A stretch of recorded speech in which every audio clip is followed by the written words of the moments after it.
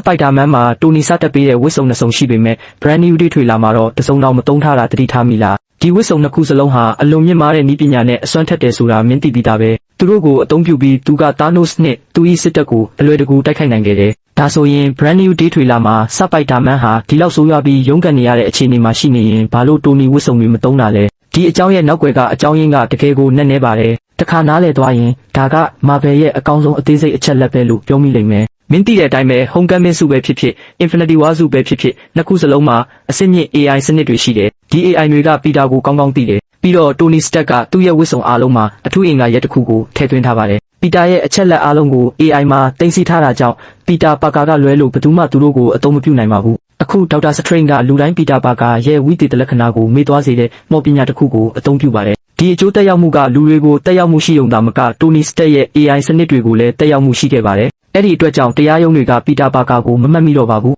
ပြီးတော့ Spider-Man ကအဲ့ဒီဝတ်စုံတွေကိုမသုံးတော့တဲ့တကယ်အကြောင်းရင်းကအဲ့ဒါပါပဲ